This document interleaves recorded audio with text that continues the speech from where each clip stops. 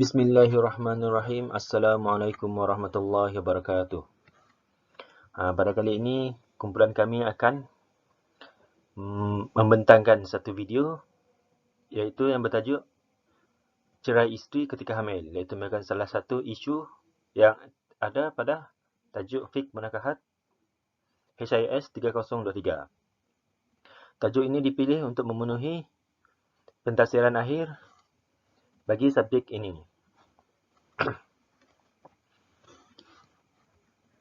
Kumpulan kami terdiri daripada 3 orang, iaitu saya sendiri, Muhammad Farid Ashraf, seterusnya Muhammad Zamilul Azim dan juga Muhammad Fikri Hakim bin Hasanuddin. Pertama sekali kita akan lihat kepada perkenalan. Perkahwinan merupakan satu jalan yang mengikat pasangan suami dan juga isteri. Perkahwinan ini disyariatkan oleh Allah bertujuan untuk memperoleh kasih sayang dan rahmat firman Allah Subhanahu Wa Taala di dalam surah Ar-Rum ayat 21. Maksudnya, di antara tanda-tanda yang membuktikan kekuasaannya dan rahmatnya bahawa diciptakan untuk kamu, wahai kaum lelaki, isteri-isteri dari jenis kamu sendiri supaya kamu bersenang hati dan hidup mesra dengannya. Dan dijadikannya di antara kamu, suami isteri, perasaan kasih dan sayang dan belas kasihan. Sesungguhnya yang demikian itu mengandungi keterangan-keterangan yang menimbulkan kesedaran bagi orang-orang berfikir. Itu merupakan salah satu ayat yang menunjukkan tujuan, menjelaskan tujuan Allah Subhanahu Wa Taala menciptakan pasangan bagi manusia melalui perkahwinan. Namun begitu, tidak semua perkahwinan berakhir dengan indah. Terdapat perkahwinan yang berakhir di tengah jalan melalui perceraian. Perceraian merupakan salah satu isu yang jarang dibincangkan kerana tajuk ini agak pahit dan kurang mendapat perhatian daripada masyarakat berbanding perkahwinan. Pelbagai situasi berlaku dalam penceraian sehingga timbulnya persoalan mengenai hukum bagi seorang suami untuk melafazkan talak dalam beberapa situasi-situasi yang tertentu. Selain itu, terdapat juga pelbagai jenis penceraian menurut undang-undang selain daripada talak, iaitu fasah, li'an, khulu', tahlik dan penceraian disebabkan oleh kematian. Apabila penceraian berlaku, pasangan tersebut tidak lagi dianggap sebagai suami dan isteri. Penceraian yang biasa berlaku adalah penceraian dengan cara talak.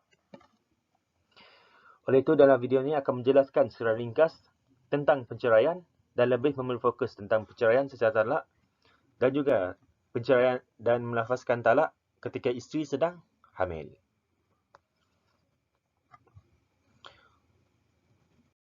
Kita akan pergi kepada definisi talak. Apa itu talak? Dari segi bahasa, talak ini bermaksud melepaskan ikatan. Perkataan talak itu sendiri berasal dari perkataan talaqa, iaitu melepaskan dan ataupun meninggalkan. Dari segi istilah syarak pula, talak ini bermaksud memutuskan atau membatalkan ikatan pernikahan dengan menggunakan lafaz-lafaz tertentu. Sama ada lafaz tersebut lafaz yang jelas ataupun lafaz yang kinayah. Terdapat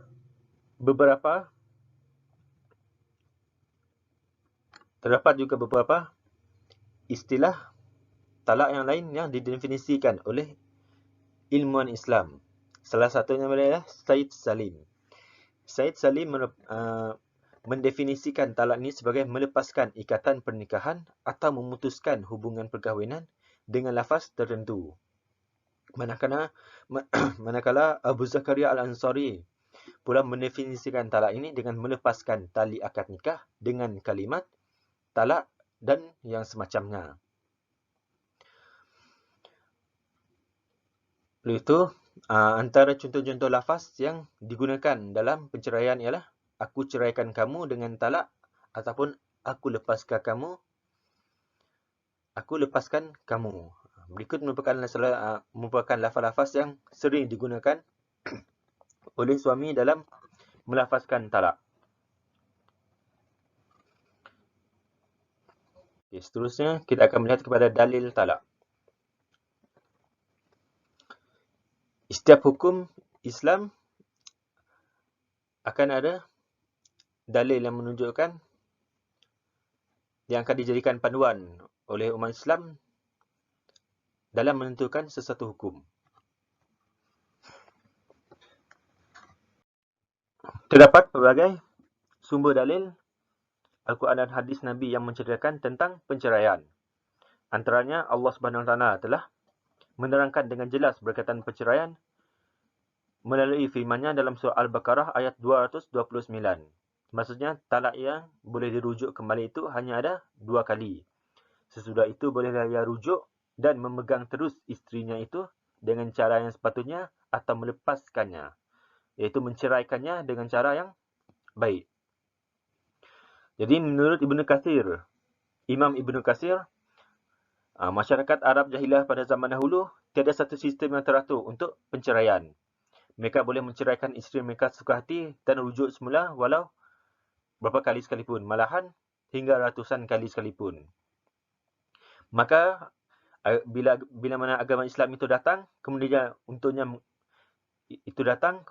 mengajarkan bahawa talak yang boleh dirujuk hanyalah 2 kali. Dan jika tidak mahu untuk dirujuk, maka lepaskan isteri tersebut dengan cara yang baik tanpa menzaliminya. Seterusnya ialah dalil yang ada juga dalil juga yang menceritakan tentang talak, iaitu sebuah hadis Nabi sallallahu alaihi wasallam yang bermaksud perkara halal yang paling dibenci pada sisi Allah ialah talak. Hadis riwayat daripada Abu Daud. Berdasarkan hadis ini, meskipun talak itu dibenarkan oleh syarak, talak tetap menjadi perkara yang dibenci. Hal ini kerana penceraian bukanlah sesuatu yang digalakkan oleh agama Islam.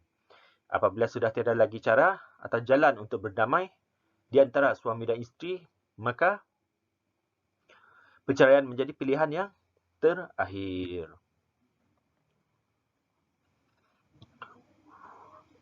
Oleh itu jelas apa dapat kita faham, walaupun talak ini dibenarkan, tetapi adalah sebaik-baiknya untuk kita memilih untuk menyelamatkan rumah tangga kita sebagai suami dan isteri. Seterusnya ialah hukum talak. Hukum talak terdapat 5, iaitu wajib, sunat, haram, makruh dan juga harus.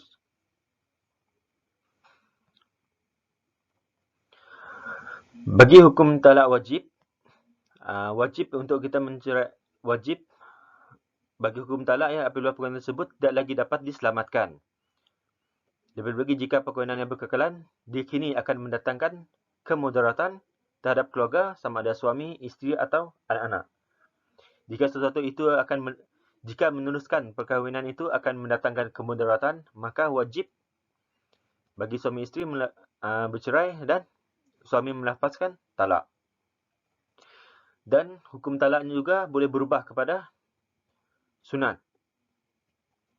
Iaitu sunat hukumnya dalam keadaan si suami tidak dapat menampung kemahuan isterinya sendiri atau isteri itu tidak menjaga maruah diri dan suaminya. Bila mana seorang isteri itu tidak mampu untuk menjaga batas atau bermaruah dirinya dan juga suaminya, maka disunatkan untuk suami untuk menceraikan isterinya. Yang ketiga pula ialah haram. Haram ini berlaku apabila menceraikan isteri dalam keadaan haid atau nifas. Haram juga untuk menceraikan isteri dan melarangnya daripada menuntut harta yang ada. Yang keempat pula ialah makruh. Makruh bercerai sekiranya menceraikan isteri yang baik, pekerti dan pengetahuan agamanya, tiada sebarang masalah dan berakhlak mulia. Oleh itu, seorang suami, dia tidak sepatutnya untuk menceraikan isteri tanpa alasan yang munasabah, sedangkan perkahwinan mereka masih boleh diselamatkan. Jadi bila mana kita mendapatkan seorang isteri yang solehah, isteri yang baik, yang mentaati suami, hukumnya adalah makruh untuk kita menceraikan dia sebagai isteri. Kerana tiada alasan untuk suami melafazkan talak kepada isteri. Yang kelima pula ialah harus. Harus ini adalah perceraian menjadi harus bagi sebuah perkahwinan sekiranya terjadi beberapa perkara tertentu seperti suami sudah tidak lagi mempunyai nafsu terhadap perkahwinan atau dalam keadaan isteri yang belum haid ataupun telah putus haidnya. Maka berikut merupakan 5 hukum talak dan setiap hukum ini akan berubah mengikut situasi yang berlaku. Baik, Assalamualaikum warahmatullahi wabarakatuh. Saya Muhammad Zamirul Azim bin Mazlan. Saya akan meneruskan kita punya tajuk, iaitu berkaitan dengan rukun dan syarat talak. Baik, ini mengikut mazhab yang keempat-empat mazhab, mengikut pandangan ulama keempat-empat mazhab. Tapi kita khusus kita lihat pada mazhab Al-Imam Syafi'i rahimahullahu ta'ala. Baik, yang pertama, rukun dan syarat yang pertama adalah suami. Apa syarat kepada suami tersebut? Syarat kepada suami tersebut mestilah suami yang sah mengucapkan talak. Maksudnya apa? Nak dikatakan sah ketika mengucapkan talak itu apabila suami dan isteri mesti ada lah. Dua-dua itu mesti ada, mesti wujud. Ya, mesti sah suami isteri lagi.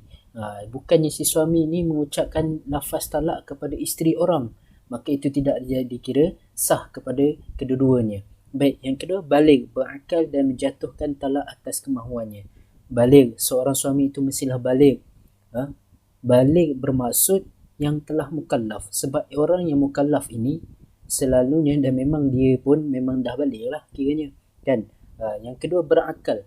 Berakal, dengan kata lain, tidak gila. Okey, kalau ada yang gila ataupun tidak berakal, berakal di sini waras lah, pemikirannya waras, bukannya tidak waras. Kalau tidak waras pula ada beberapa faktor yang menyebabkan tidak waras, maka dia ada di situ, ada hukum dan nanti kita lihat dia ada hukumnya nanti. Okey, nanti kita lihat. Baik, kemudian yang menjatuhkan talak atas kemahuannya, maksudnya si suami ni ada kehendak dia, ada kemahuannya untuk melafazkan talak kepada isteri dia. Baik, untuk rukun yang kedua adalah isteri. Apa dia isteri ni? Isteri mestilah isteri yang sah diikat melalui perkahwinan, bukannya isteri orang lain. Isteri dia mesti isteri kepada si suami itu. Jangan isteri orang, jangan isteri orang lain. Bukan isteri kepada kawan suami dia. No. Okey, dia kena isteri diri dia sendiri. Baik. Yang kedua, isteri masih di dalam tanggungjawab suami. Masih di dalam tanggungjawab suami. Nafkah diberikan oleh suami, masih dalam tanggungjawab lah, senang cerita.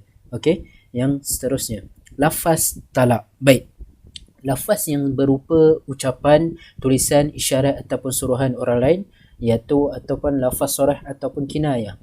Baik, lafaz ini ada macam-macam. Ada yang berupa ucapan, ya, lafaz yang berupa ucapan. Contoh, aku ceraikan kau dengan talak satu. Dia berkata-kata. Maka di sini termasuk dalam lafaz talak. Lafaz sorah. Bila saya bagi contoh tadi, aku ceraikan kau dengan talak satu, maka itu adalah lafaz sorah. Tapi kalau lafaz kinayah, yakni kinayah bermaksud kiasan. Apa itu lafaz kiasan? Saya bagi satu contoh. Contohnya, pergilah engkau pulang ke rumah kau. Pergilah engkau pulang ke rumah ibu dan ayah engkau. Ini lafaz kinayah.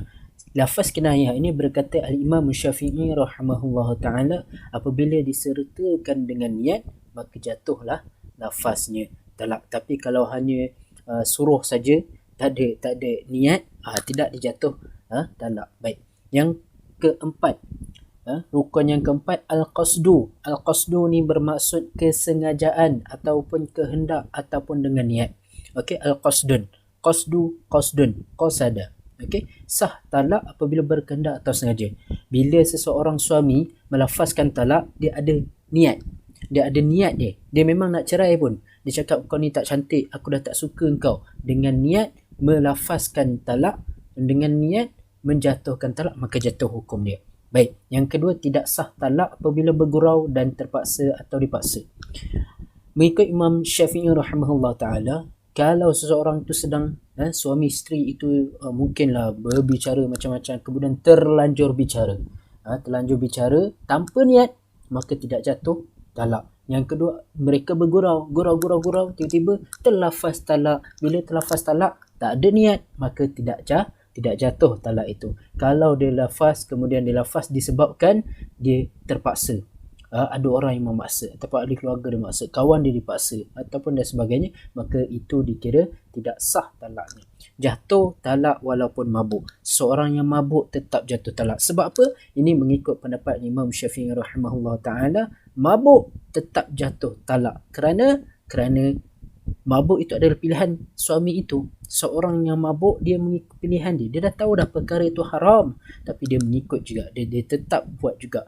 Maka apabila dia lafaz talak ketika dia mabuk, maka waktu itu akal dia, walaupun akal dia tidak waras ketika itu, maka jatuh talak.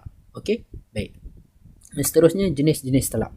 Yang pertama talak raji'i. Raji'i ni diambil perkataan daripada rujuk, iaitu kembali. Maksudnya apa? Boleh rujuk, boleh kembali semula. Suami isteri yang dah bercerai, dia boleh kembali semula. Talak raji'i. Contoh, aku talakkan kau dengan talak 1. Aku ceraikan kau dengan talak 1. Baik, berpisahlah dekat situ. Okey, berpisah dekat situ, tetapi ini hikmah daripada talak raji'i. Allah mengajar kita untuk kita rujuk semula. Rujuk ini adalah kembali semula. Bukannya orang Melayu sekarang bila dah cerai lafaz talak, dia pergi isteri dia duduk ke kampung. Boleh jika nak suruh isteri duduk serumah dengan kita, tidak ada masalah, tapi duduklah bilik lain. Kan? Sebab apa? Sebab bila duduk serumah ni, kita sentiasa bertemu dengan isteri kita. Kemudian mungkin sehari mungkin dah nampak macam kurang ngam melik, tapi bila 2-3 hari nanti akan dapat akan bersama balik. Maka dekat situ bila talak, ada rasa cinta semula, rasa sayang semula, maka dia kata, aku nak rujuk semula, saya nak rujuk dengan awak. Maka dikira sah lah rujuk dia. Sebab apa?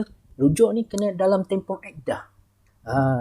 Tempoh iddah perempuan itu, kalau dia bersuci, tengah keadaan bersuci, maka dia kena 3 kali suci tempoh iddah dia. Okey? Suci yang pertama, suami dia tidak merujuk semula. Suci yang kedua, tiba-tiba suami dia merujuk, maka boleh dibenarkan dari syarak. Ini caranya. Okey. Yang seterusnya talak batah. Talak batah ni apa? Talak kepada isteri buat selama-lamanya. Aku ceraikan kau buat selama-lamanya. Maka hukumnya jatuh talak apabila ada niat. Okey, disertakan niat. Dia mengikut niatnya. Kalau niatnya kata dalam hati dia, aku nak lafaz talak ini selama-lamanya dengan niat talak 1, maka jatuhlah talak tersebut. Yang kedua talak bain. Talak bain terbahagi kepada 2, iaitu talak bain sughra, iaitu talak yang kecil, ataupun kita panggil talak 1 dan 2. Dia masih lagi boleh dirujuk, itu boleh dirujuk. Talak bain sughra, dia perlu kahwin semula. Sebab apa? Sebab dia lebih daripada tempoh iddah. Tapi kalau masih lagi dalam tempoh iddah, dia dikira talak raji'i sebenarnya. Okey, selagi mana isteri itu tidak berkahwin dengan orang yang baru. Baik. Yang kedua, talak bain kubra, iaitu talak 3 atau 3 kali talak. Mungkin talak bain, kita katakan contoh 2006. Contoh dia dah berkahwin daripada 2005. Tiba-tiba 2010 dia bercerai talak 1. Kemudian dia rujuk. Kemudian 2012 dia bercerai lagi talak 1. Maka di situ dah berjadi talak yang kedua. Ini dia. Tapi bila dah berlaku 3 kali, maka jatuh talak 3. Talak bain kubra. Apa syarat kalau nak kembali semula? Isteri itu mestilah berkahwin dengan yang baru. Mesti berkahwin dengan lelaki yang baru. Dan bersama, telah disetubuhi. Kemudian sama ada lelaki baru dia itu meninggal ataupun bercerai. Di sini tidak ada paksaan. Bukannya kita katakan Cina buta. Tidak dibenarkan dalam Islam istilah Cina buta ini. Maksud Cina buta ini apa? Suami yang pertama menyuruh rakannya kahwin dengan isteri dia, bekas isteri dia, kemudian dia suruh kawan dia ni bercerai isteri. Itu Cina buta. Maka ini haram di sisi Islam kerana melakukan perbuatan tersebut. Baik. Yang keempat, talak sunni. Talak sunni ini adalah talak yang dituntut di dalam agama. Kemudian menceraikan isteri ketika berada dalam keadaan suci dari haid dan sebelum dukhul sepanjang tempoh suci. Maksudnya apa? Isteri itu masih suci dan dia melafazkan talak. Kemudian dia belum lagi bersetubuh dengan isteri dia ketika dalam tempoh suci. Yang seterusnya, isteri pernah digauli dan disetubuhi. Baik. Harus mentalakkan isteri ketika sedang hamil tetapi tidak dikira sebagai talak sunni dan bid'i. Ini menurut pendapat keempat-empat pendapat ulama, hukumnya adalah harus kerana apa? Orang yang melafazkan talak kepada isteri yang sedang hamil walaupun jatuh hukumnya. Hukumnya jatuh, tetapi hukumnya adalah harus. Dia jatuh talak itu tapi hukumnya harus dan tidak dikategorikan sebagai talak sunni dan talak bid'i. Baik. Yang kelima ya. Yang terakhir talak bid'i. Talak yang dijatuhkan tidak sesuai atau bertentangan dengan tuntutan sunnah serta melanggar syarat talak sunni. Talak bid'i, talak yang bid'ah kita panggilkan, tidak dibuat dan tidak dituntut dalam agama Islam. Yang kedua, talak ketika isteri sedang haid atau isteri telah digauli ketika suci atau melafazkan talak. 3 sekaligus. Maksudnya macam mana? Isteri sedang haid, kita pergi melafazkan talak. Ataupun isteri dah suci, kita bersetubuh dengan dia, kemudian kita lafazkan talak. Ini adalah dilarang dalam Islam dan hukumnya adalah haram. Majoriti ulama mengatakan hukumnya adalah haram walaupun sah talak dia. Maksudnya jatuh talak tapi hukumnya haram. Sebab apa? Hukumnya tetap haram dan berdosa bagi seorang si suami tersebut. Okey, itu sahaja daripada saya. Saya akan teruskan dan beri kepada sahabat saya. A'udzubillahi minasyaitonirrajim. Bismillahirrahmanirrahim.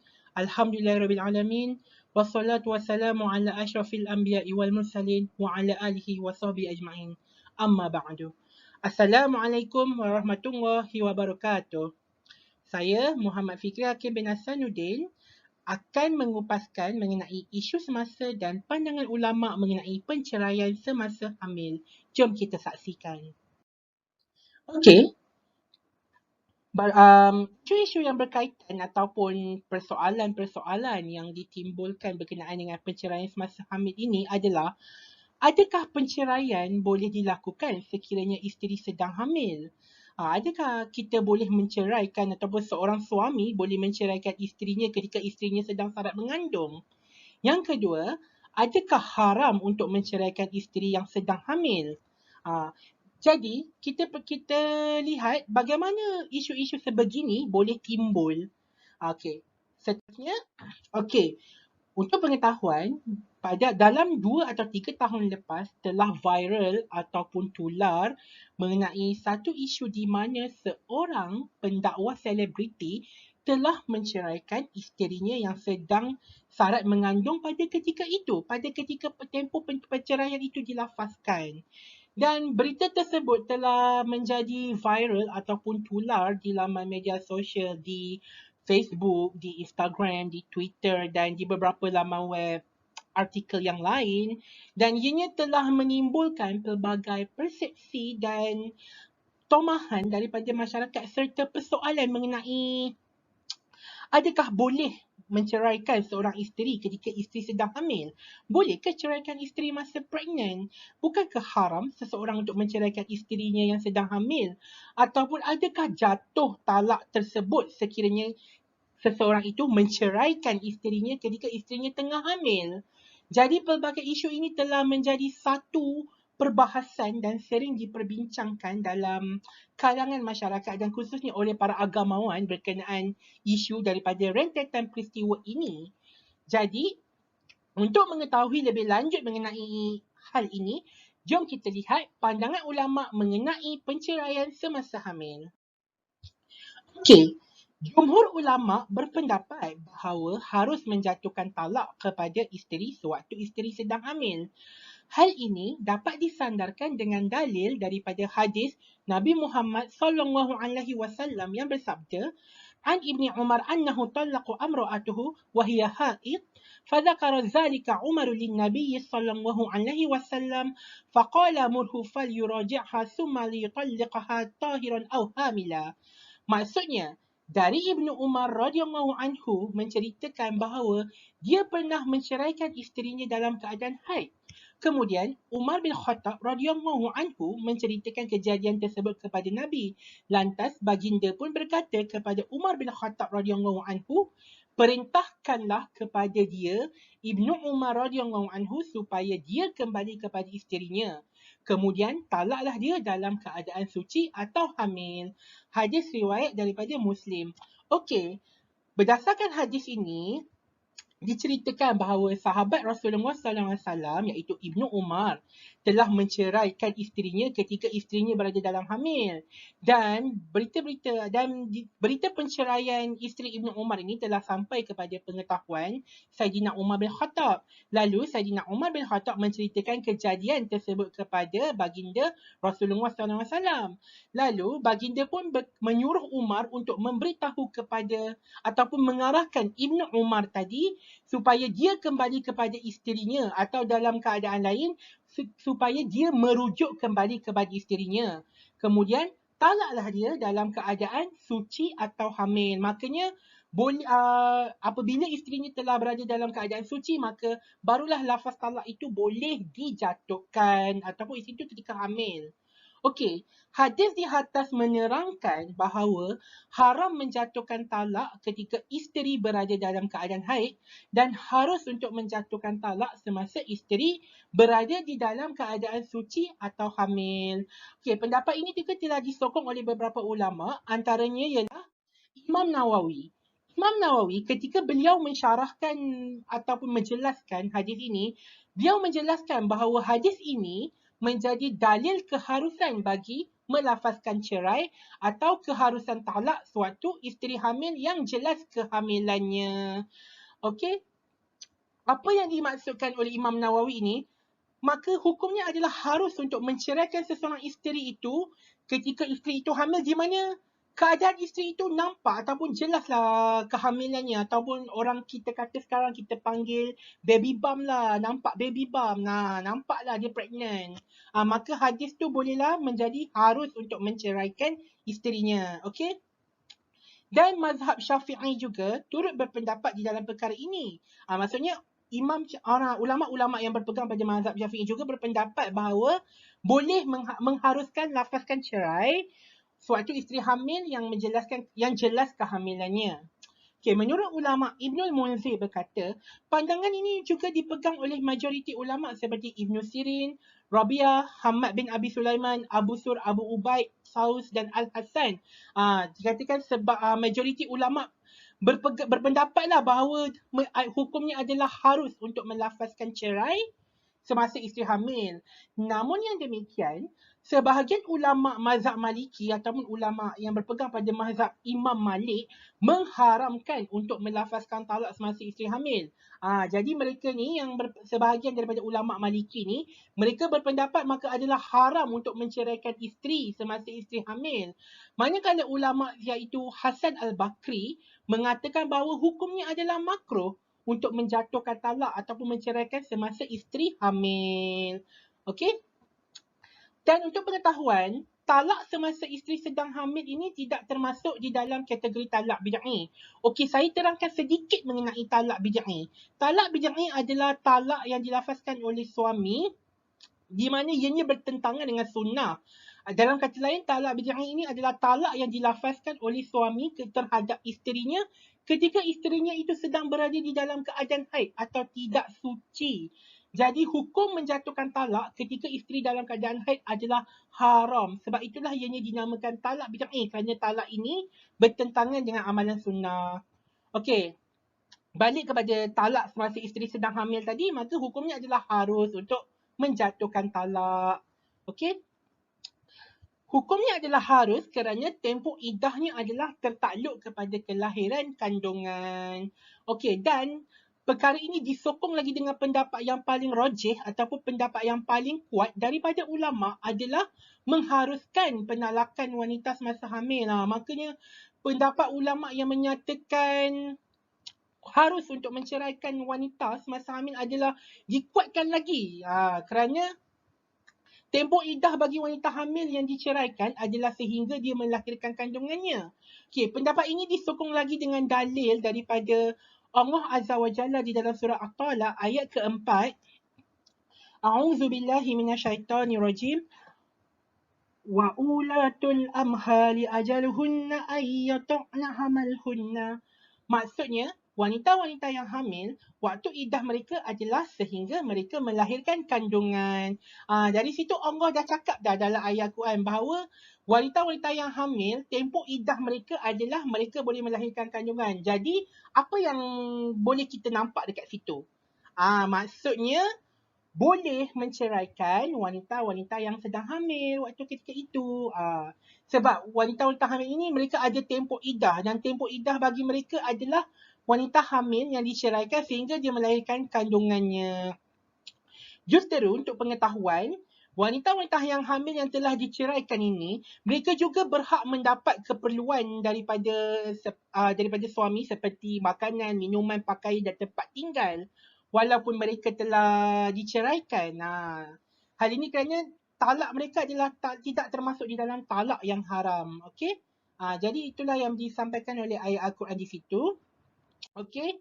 Sebagai kesimpulannya adalah hukum menceraikan isteri ketika hamil adalah harus dan tidak haram dan juga tidak makruh. Jadi, boleh menceraikan isteri ketika hamil dan pendapat ini disokong oleh majoriti jumhur ulama. Namun demikian, penceraian ketika hamil akan memberikan kesan-kesan kepada isteri, terutamanya daripada segi emosi. Hal ini kerana isteri yang mengandung, dia akan menghadapi keletihan dan tekanan perasaan kerana memikirkan perasaan dan keselamatan diri dan kandungannya. Biasalah, bila kalau isteri tengah pregnant, mood tengah swing mood, emosi jadi tidak keruan, jadi dia akan rasa stres.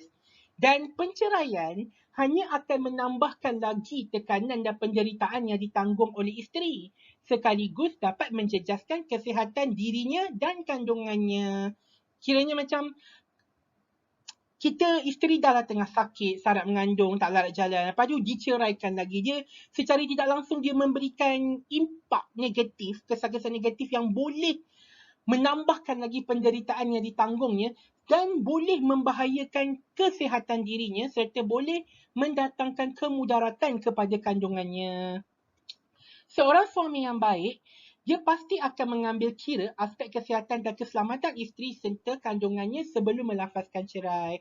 Sekiranya suami itu dia dah tahu isteri dia tu tengah pregnant, dah tengah anak tu, tapi dia nak ceraikan juga, dia tak akan lafazkan cerai masa isteri tu mengandung. Dia akan lafazkan cerai sesudah itu. Sebab isteri ni dia seorang perempuan, dia ada emosi, dia membawa satu nyawa lagi di dalam kandungannya. Kandungannya tu adalah anak kepada suami tersebut dan diibaratkan satu nyawa. Jadi orang kata dia perlu dititik beratkanlah kesihatan dan keselamatannya sebab dia membawa satu nyawa. Jadi seorang suami yang baik, sebab itu dia akan pasti ambil kira juga aspek kesihatan dan keselamatan isteri dia serta kandungannya juga sebelum melafazkan cerai. Okey? Dan penceraian merupakan jalan terakhir sekiranya rumah tangga tidak dapat diselamatkan dan perlu diteliti bagi mengelakkan impak negatif terhadap kedua-dua suami dan isteri. Sekiranya suami dan isteri ada masalah, hendaklah dibawa berbincang, hendaklah diselesaikan secara baik permasalahannya dan juga hendaklah dibincang agar dapat mewujudkan kembali institusi rumah tangga yang harmoni serta dapat melahirkan keluarga yang bahagia. Okey, kesimpulannya daripada sini, itu sahajalah berdasarkan apa yang di video saya hari ini. Saya harap anda semua mendapat sedikit manfaat ataupun mengetahui tentang kepentingan ataupun boleh ke tidak sebenarnya menceraikan isteri ketika hamil ini. Sebab hal ini seringkali menjadi perbahasan, jadi dengan melalui video ini dapat diterangkan bahawa hukum menceraikan isteri ketika hamil dan pandangan ulama mengenainya dengan secara teranglah dan teliti. Okey. Kesimpulan saya untuk buat video ini, saya minta maaf sekiranya ada mohon salah silap, anda terkasar bahasa. Yang baik itu datang daripada Allah Subhanahu Wa Taala, yang buruk itu datang daripada saya sendiri. Terima kasih. Sekian. Assalamualaikum warahmatullahi wabarakatuh.